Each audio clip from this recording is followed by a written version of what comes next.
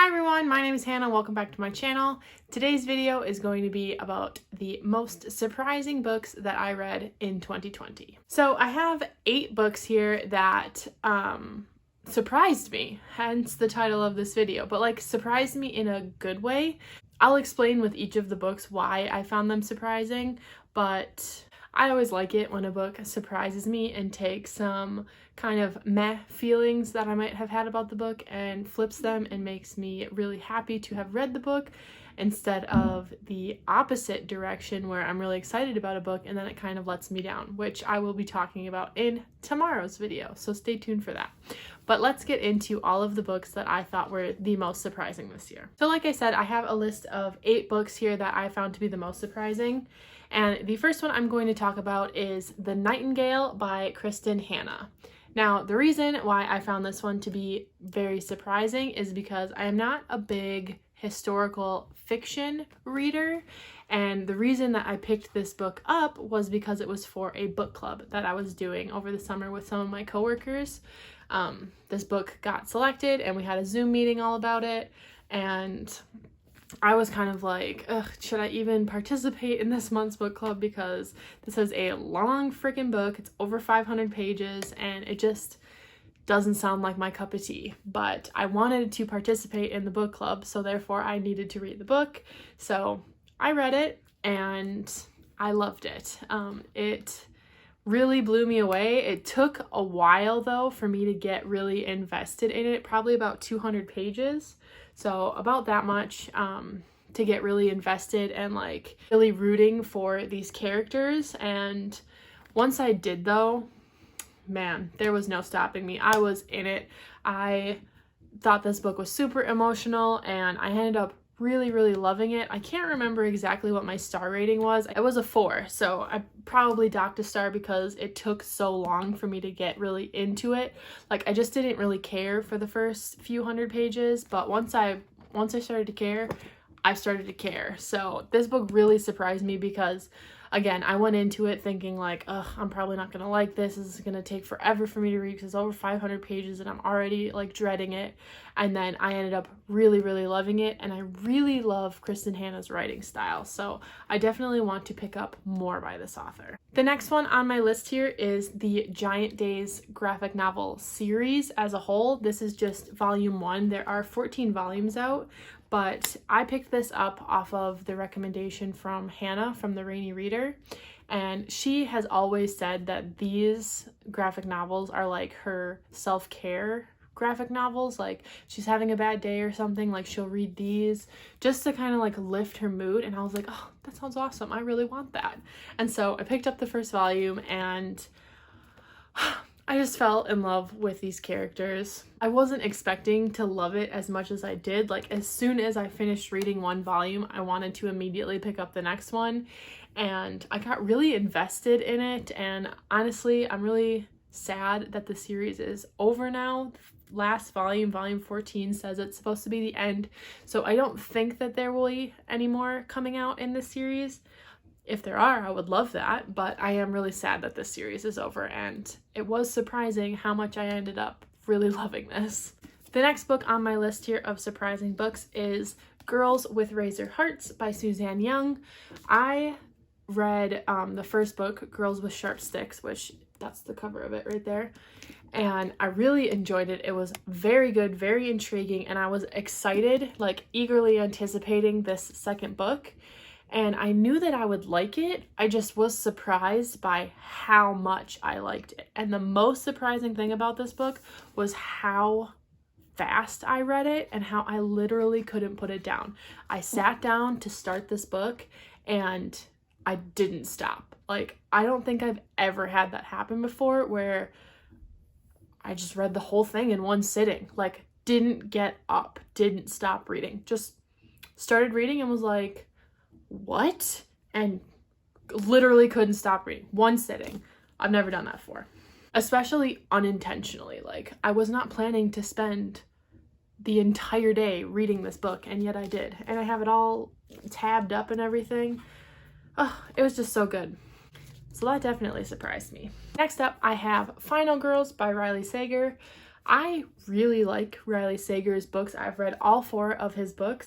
And the reason why I find this one to be surprising is because I went into it with lower expectations because everybody said that this was his worst book. Like, it was his very first one writing in this name, and it was not well done, and they just didn't like it, and like his books just keep getting better, which I would agree to that. His books get better. Like, Home Before Dark is probably my favorite of his 4, and that was the most recent published one.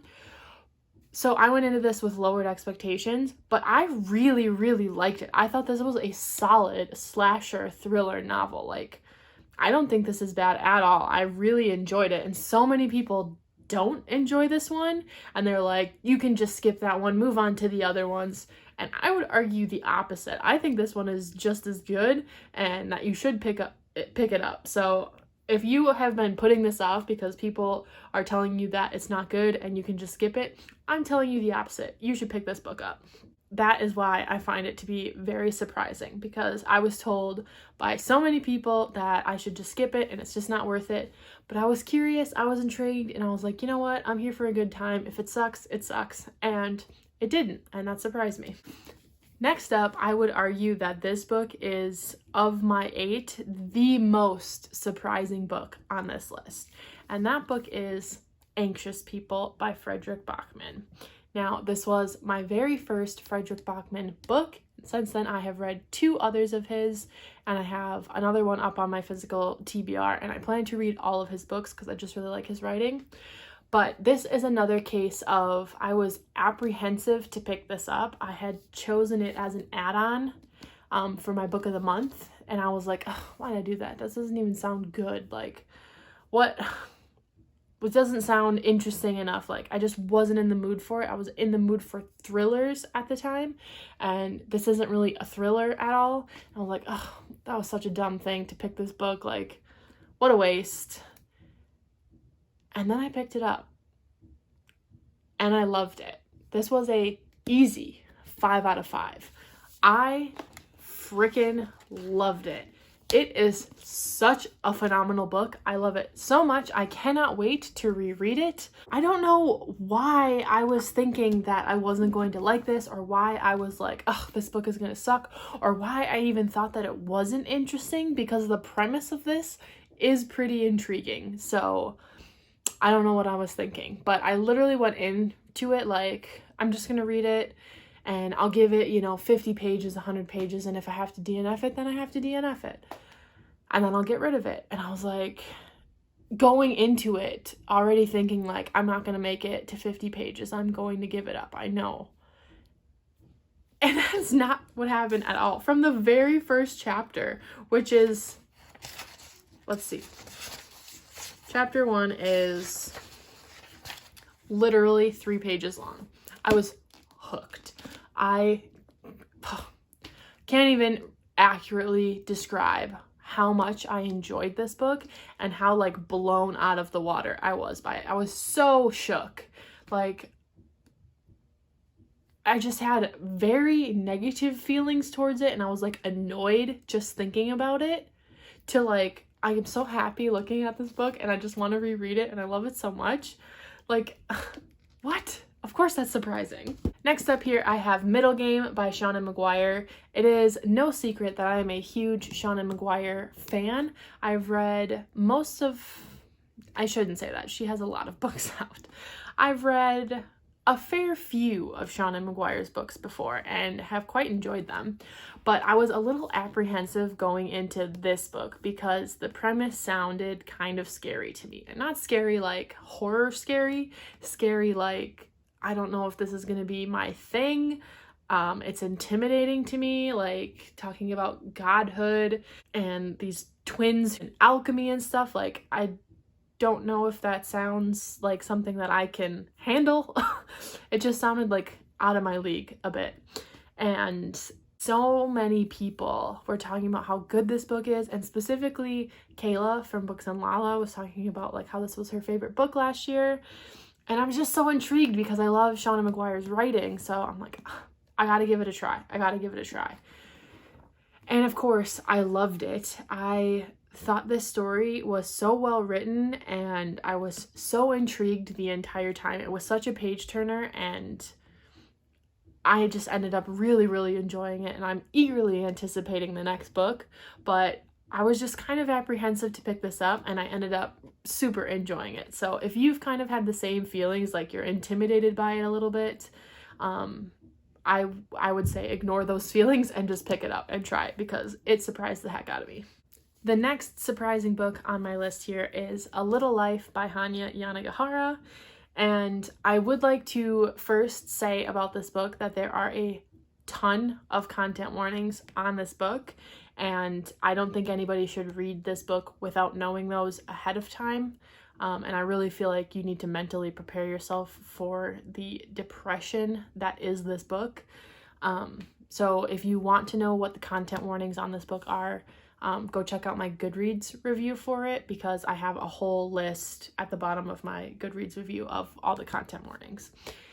So I feel like most people at least know of this book, but it's a very sad, very hard book to read at times. It's just like they really put the main character through the ringer. Like every bad possible thing that you think could happen to a human being happens to this main character, and it's just really hard to read at times. And because of that, I have always told myself, like, I am not going to read this book. I don't know why anybody would want to put themselves through that. That just sounds horrible. Like, reading should be fun, and that doesn't sound like fun. And like, this guy's face just looks like he's miserable, even though it's an actual photograph of a guy not being miserable. If you know, you know. But it's got this like ominous feeling around it, and I've always seen it in bookstores and always been like, that is a book that I will never pick up. And then I did. So I picked it up because I watched the reading vlog for that Cat from Paperback Dreams did, and that just really like piqued my interest, I guess, and I was like intrigued, and I really wanted to experience what this book was.